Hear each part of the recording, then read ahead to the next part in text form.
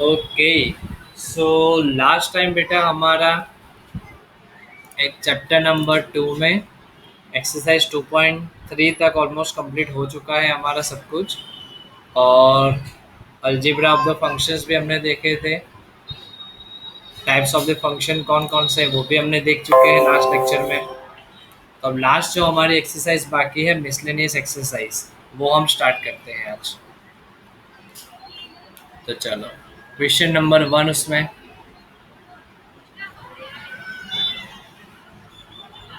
क्या दिया हुआ है? क्वेश्चन नंबर 1 में the relation F is defined by F X equals to, इस तरीके से हमें दिया हुआ है।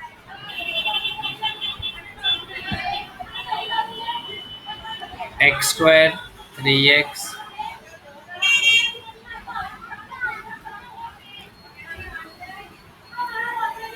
0 less than equal to x।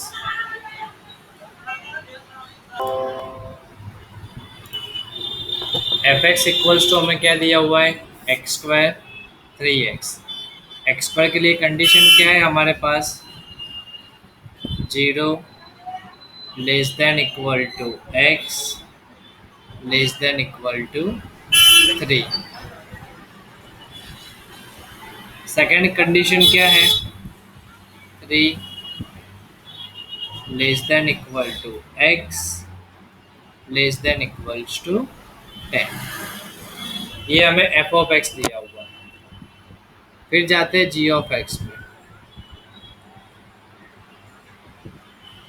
Ji of x में हमें दिया हुआ है एक्स स्क्वायर 3x ही है। X square and 3x। First में है 0 less than equals to x less than equals to 2 है। Second 2 less than equal to x less than equals to 10। क्या बोला हुआ है हमें? Show that f is a function and g is not a function. f जो है वो function है, g जो है वो फंक्शन नहीं है। तो सबसे पहले हम एफ एक्स के लिए सोचते हैं। सबसे पहले फंक्शन होने के लिए बेटा कंडीशन याद करो। तो फंक्शन होने के लिए कंडीशन क्या थी? एक वो मैंने एग्जांपल दिया था, याद हो सबको थोड़ा? तो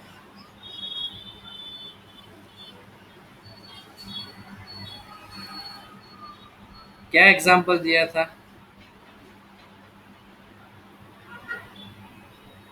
कि दो बॉयज, उसकी एक सिंगल गर्लफ्रेंड नहीं हो सकती। कि हो सकती है? दो बॉयज की सिंगल गर्लफ्रेंड हो सकती है। क्यों? लड़की को अलाउड है दो दो तीन तीन बॉयफ्रेंड रखने के लिए, बट बॉयज को अलाउड नहीं है कि वो एक से ज़्यादा गर्लफ्रेंड रखे। फंक्शन होने के लिए ये कंडीशन थी। सिंगल सिंगल हो तो कोई इश्यू है ही नहीं। और मैथमेटिकल लैंग्वेज में भी मैंने समझाया था बेटा कि सपोज कोई रिलेशन हमें दिया हुआ है। सपोज कि कोई रिलेशन हम लेते हैं ए टू बी, तो इस तरीके से अगर है तो नहीं चलेगा।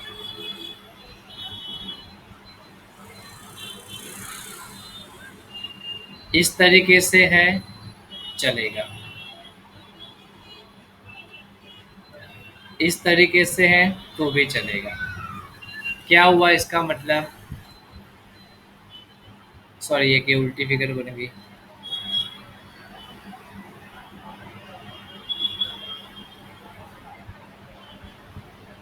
इस तरीके से ये चलेगा।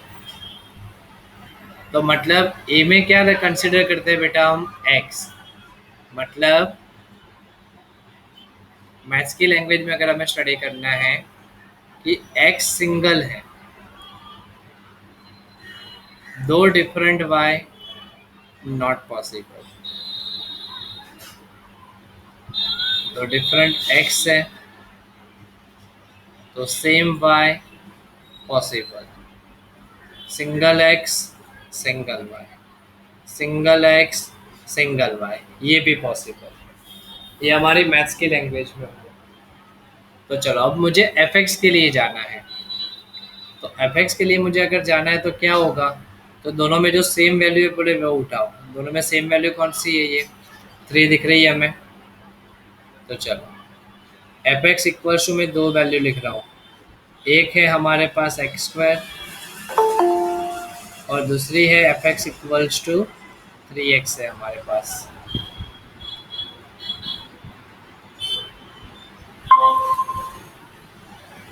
तो दोनों में मैं x की जगह 3 लिख रहा हूँ, तो क्या होगा, x की जगह मैंने 3 लिखा इसमें, और इसमें भी मैं x की जगह 3 लिख रहा हूँ। तो 3 का स्क्वायर 9, या 3 इंटू 3 9। क्या मिला, आंसर दिख रहा है हमें 3 तो 9 ही मिला। अलग अलग आंसर जो है वो नहीं मिला है हमें बेटा, अलग अलग आंसर जो है वो हमें नहीं मिला है। इसलिए हम क्या बोल सकते हैं, यूनिक इमेज है इसकी। 3 के लिए 9 ही उसकी इमेज है, ये हमारा प्रूव हो गया। That means we can say that therefore f is a function। वैसे ही अब gx के लिए जाते हैं। अब हम g ऑफ x की दो वैल्यू है, एक्स स्क्वायर भी है, 3x भी है। वैल्यू प्लेस करते हैं हम 2। 2 के लिए आंसर सेम ही मिलना चाहिए, अलग अलग नहीं मिलना चाहिए। यहाँ देखते हैं ये 2 स्क्वायर दैट मीन्स 4, 3 इंटू 2 3 2 जा 6। तो यहाँ तो क्या हुआ बेटा, हमारे पास x सेम था, दिख रहा है x इक्वल टू 2 था, लेकिन उसकी दो इमेज मिली हमें, y इक्वल टू 4 भी मिला और 6 भी मिला। मतलब ये फर्स्ट कंडीशन जैसा हुआ। So we can say that g is not a function, ये फर्स्ट कंडीशन में आया। therefore g is not a function। Clear ये सबको बेटा, इसमें कोई डाउट किसी को?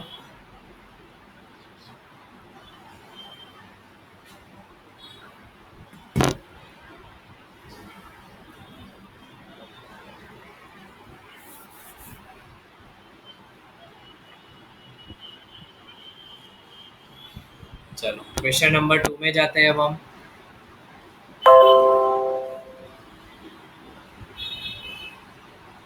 क्या दिया हुआ है क्वेश्चन नंबर 2 में हमें, F of x equals to X square दिया हुआ है।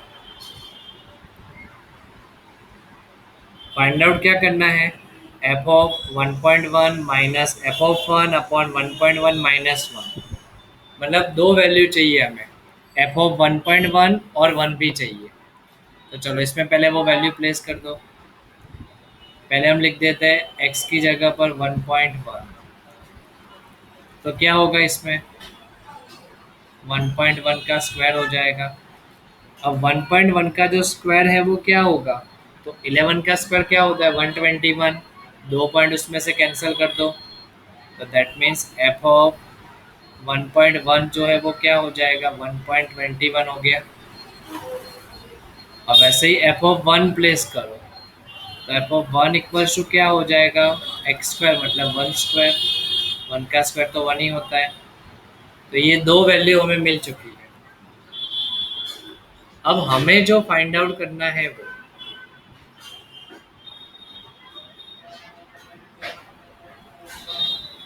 हमें जो फाइंड आउट करना है वो क्या करना है, हमें इसकी वैल्यू फाइंड आउट करनी है।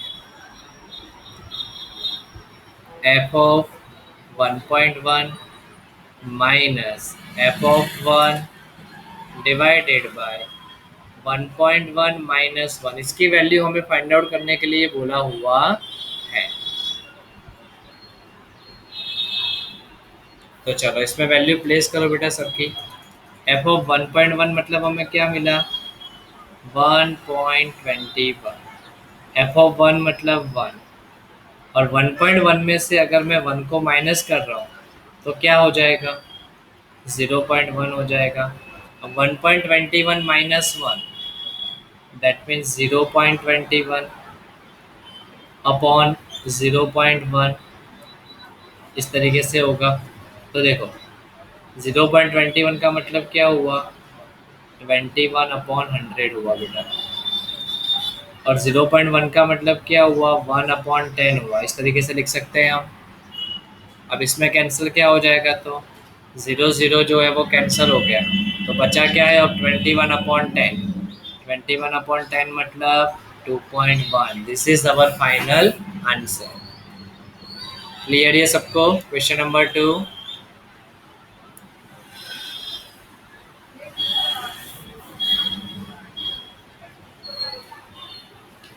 Okay clear. तो क्वेश्चन नंबर 3, क्वेश्चन नंबर 3 में हमें क्या दिया हुआ है, find the domain of the function. हमें तो डोमेन ही खाली फाइंड आउट करना है। हमें क्या गिवन है, F of x equals to given है x square plus 2x plus 1 upon x square minus 8x plus 12, इतना हमें गिवन है। तो देखो कभी भी बेटा इस तरीके से ये फंक्शन क्या हुआ हमारा, रैशनल फंक्शन हुआ। ये जो फंक्शन हुआ वो क्या हुआ हमारा, रैशनल फंक्शन हुआ। तो जब भी इस तरीके से हमें रैशनल फंक्शन दिया हुआ है तो सबसे पहले देखो ये जो डिवाइड वाला है वो स्प्लिटिंग ऑफ मिडल टर्म से सॉल्व हो सकता है क्या, तो यस हो सकता है। 12 के ऐसे फैक्टर बनाओ, प्लस करो तो 8 आए, तो कौन से दो फैक्टर बनेंगे, तो 6 2 12 होगा, 6 और 2 8 हो जाएगा। तो मैं एफ एक्स को इस तरीके से भी लिख सकता हूँ कि F of X equal to X square plus 2x plus 1, क्योंकि हमें रिक्वायरमेंट डिनोमिनेटर की है, न्यूमरेटर चाहे कोई भी हो। इसके दो फैक्टर्स कौन से बनेंगे, 6 2 12 मतलब x माइनस 6 और x माइनस 2। जब हम इसको स्प्लिटिंग ऑफ मिडल टर्म से सॉल्व करेंगे तो ये हमारे दो फैक्टर्स बनेंगे। तो डिनोमिनेटर के जो फैक्टर्स है बेटा उसके इक्वल टू 0 ले लो। इसके इक्वल टू 0 लोगे तो क्या होगा, x minus 6 equal to 0 and x minus 2 equal to 0। तो मुझे x की वैल्यू क्या मिलेगी, ये 6, और यहाँ से मुझे x की वैल्यू क्या मिलेगी, 2।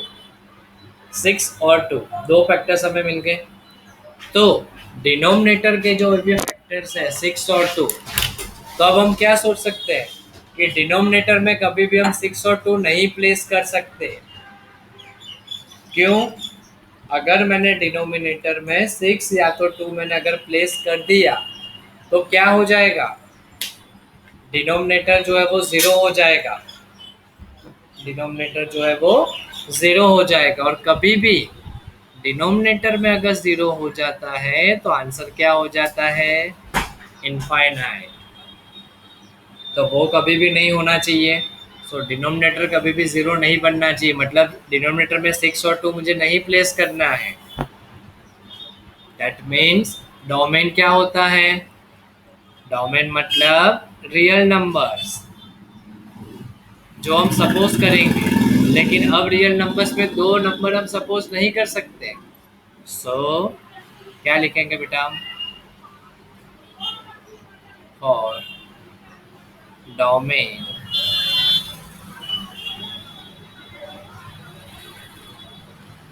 We can't take 6 and 2 as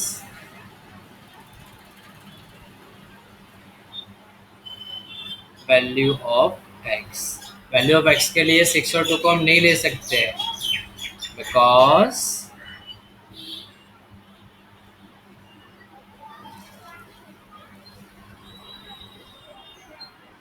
the denominator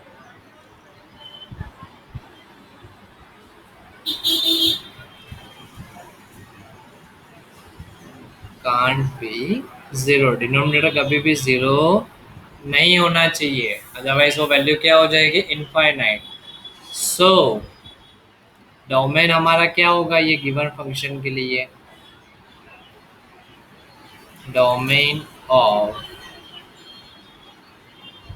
given F of x, वो क्या हो जाएगा, that is all the real number except 2 and 6. समझ में आया बेटा ये सबको?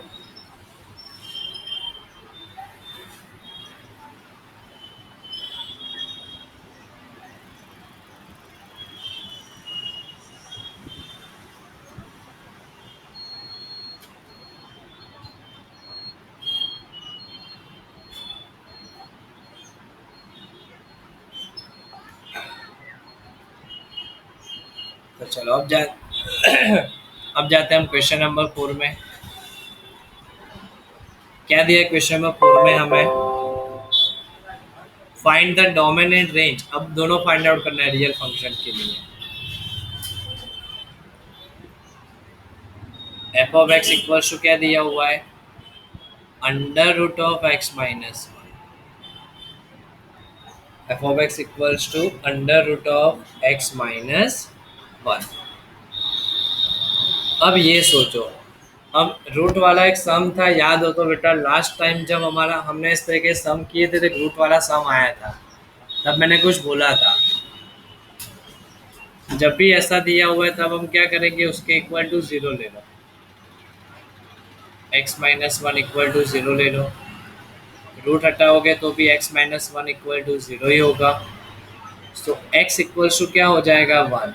वो -3 और +3 वाला सम किया था तब हमने ये सब किया था.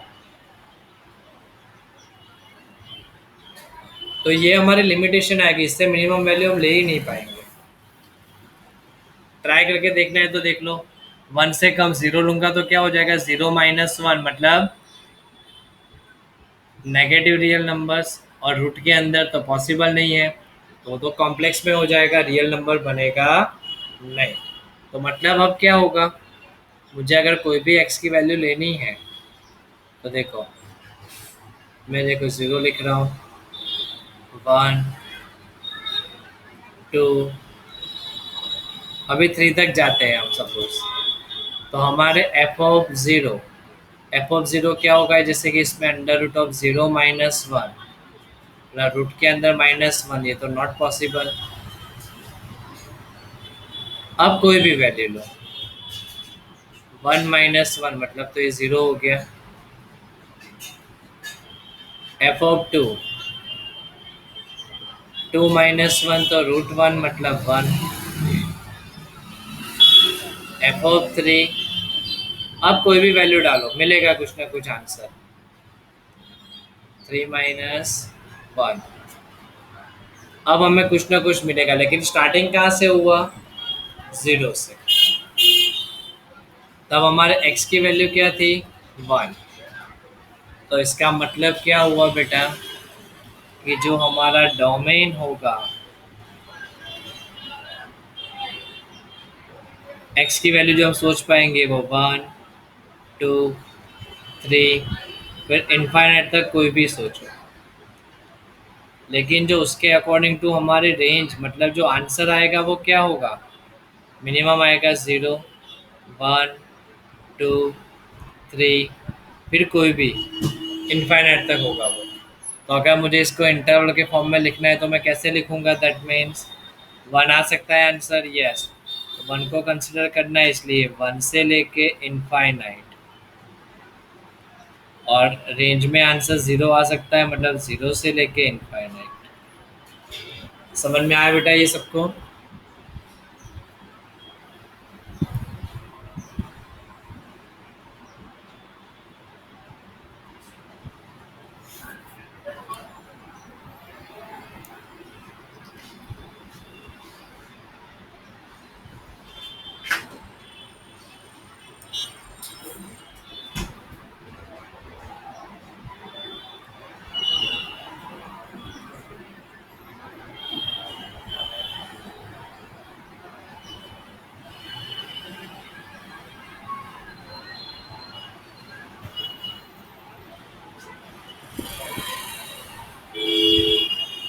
नेक्स्ट आते हैं बेटा क्वेश्चन नंबर 5 में। क्या दिया क्वेश्चन नंबर 5 में हमें? F of x equals to है modulus of x minus one. F of x equals to है modulus of x minus one. तो चलो क्या होगा इसमें modulus of x minus one में? क्या फाइंड आउट करना है हमें क्वेश्चन में? Find the domain and range of the real function. Domain and range of the real function. अब इसमें तो बेटा तुम कोई भी वैल्यू प्लेस करो, आंसर ऑलवेज पॉजिटिव ही मिलेगा। दिख रहा है हमें क्लियरली? तो for any x belongs to real number, F X जो होगा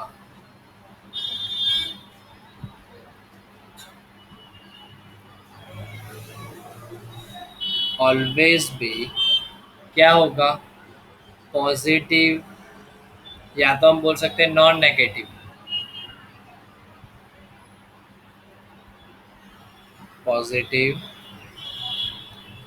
रियल नंबर्स होगा इस तरीके से।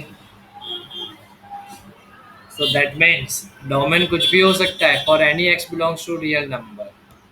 दैट मीन्स इसका डोमेन क्या हुआ? That is equals to R. And range, range क्या लिखेंगे तो ऑल पॉजिटिव रियल नंबर, लेकिन ज़ीरो भी आ सकता है तो ऐसे लिखेंगे all positive real numbers including zero. तो यहाँ भी मैं लिख देता हूँ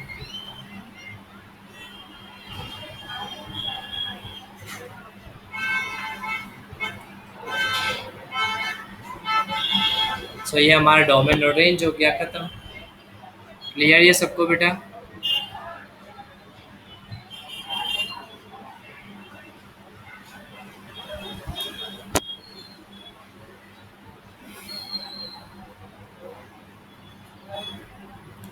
okay, next question number 6।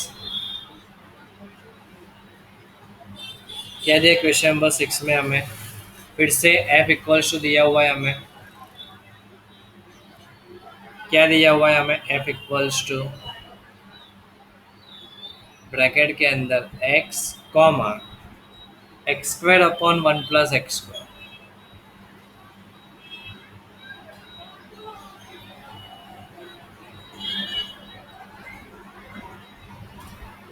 where x belongs to R.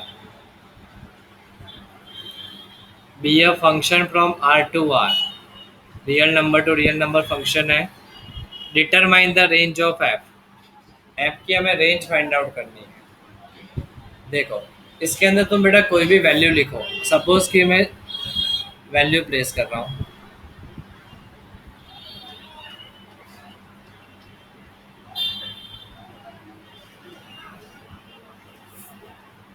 हमारे लिए क्या हो गया? x मतलब x हो गया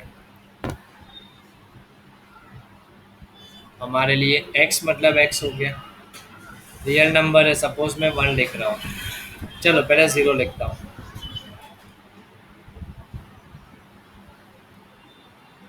फिर मैंने 1 लिखा। मुझे ये सारी वैल्यू अब इसमें प्लेस करनी है। 0 मतलब तो 0 ही हो जाएगा, मतलब कि x square upon one plus x square में जब ये हम वैल्यू प्लेस करेंगे 0 अपॉन वन प्लस 0 मतलब 0। 1 लिखेंगे तो 1 का square 1 upon one plus one, तो 1 अपॉन 2 मिला। सपोज कि मैं 2 भी प्लेस कर रहा हूँ तो भी x square upon one plus x square क्या होगा? 2 का स्क्वायर होगा 4, नीचे होगा 1 प्लस 4। सपोज मैं 3 भी लिख रहा हूँ, तो एक्स स्क्वायर अपॉन 1 + x², 3 का स्क्वायर होगा 9, तो नीचे होगा 1 + 9 मतलब 10। इस तरीके से हमारे पास ये हो गया। तो कोई भी नंबर आप डालोगे बेटा, जो नंबर का आंसर ऊपर आएगा उससे एक डिजिट तो बड़ा ही होगा, नीचे वाला एक नंबर बढ़ जाएगा, क्योंकि 1+ करके है वही वैल्यू। तो कोई भी नंबर ऊपर वाला जो है उससे नीचे वाला जो नंबर बन रहा है वो ऑलवेज एक यूनिट ज़्यादा बन रहा है।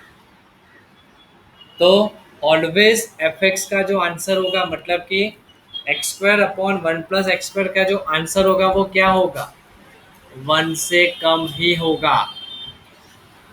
कोई भी आंसर इसमें चेक करो, चाहे 1/2 उठाओ, 4/5, 9/10 या और भी जितने नंबर्स बनाओगे। क्यों?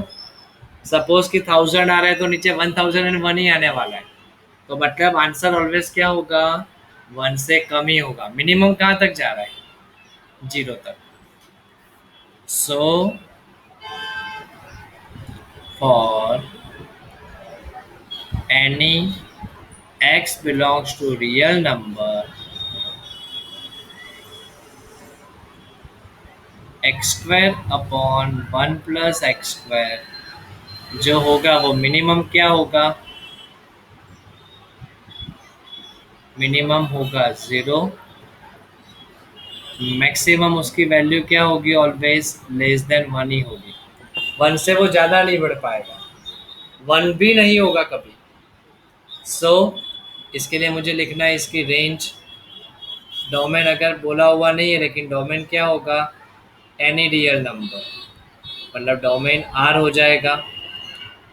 रेंज क्या होगी, तो इसके लिए 0 हो सकती है, ये 0 को काउंट करना है, लेकिन 1 नहीं, 1 से ऑलवेज कम ही होगी, तो ये उसकी रेंज हो गई।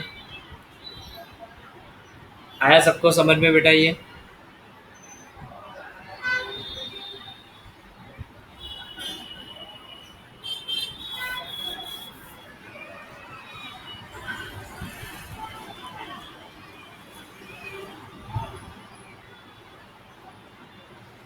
चलो 7 नंबर, बेसिक ऑपरेशन सी है बेटा, देख लेते हैं वो भी।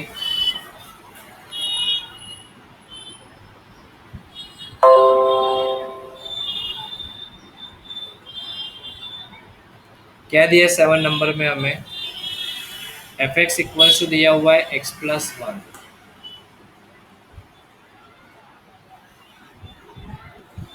जी एक्स इक्वल टू है 2x-3। तो हमें बोला है f+g, f-g एंड f/g, इतनी जो वैल्यू है वो फाइंड आउट करनी है। ये तो सिंपल है बेटा। तो सबसे पहले हम जाते हैं f+g में, f+g, f+g मतलब f(x+gx), मतलब कि x+1 प्लस 2x-3, x वालों का एडिशन, x+2x 3x, 1-3 -2, खत्म हो गया। देन f-g मतलब f(x-gx), f(x) क्या है, x+1, माइनस gx क्या है, 2x-3, x+1, आगे माइनस है तो साइन चेंज, -2x -+3, तो x-2x मतलब क्या होगा, -x, 1+3 मतलब 4, तो क्या लिखेंगे इसको हम, 4 - x। फिर बोला हुआ है f/g, f/g, f/g मतलब क्या होगा, f(x/gx), मतलब कि x+1 अपॉन 2x-3। इसके लिए कंडीशन में हमें क्या लिखना होगा, x नॉट इक्वल्स टू 3/2, तभी ये पॉसिबल है। क्यों? नीचे के इक्वल टू जीरो लिखोगे, 2x-3 इक्वल टू जीरो, तो x की वैल्यू क्या मिलेगी? 3/2।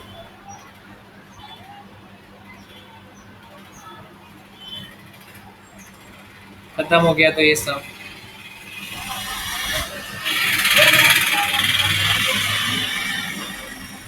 इसमें एक चीज हमें बोली हुई नहीं है, लेकिन अगर फाइंड आउट करनी है तो बेटा हम कर सकते हैं। सपोज कि एफ जी बोला हुआ होता, तो हम क्या करते हैं? एफ एक्स इंटू जी एक्स,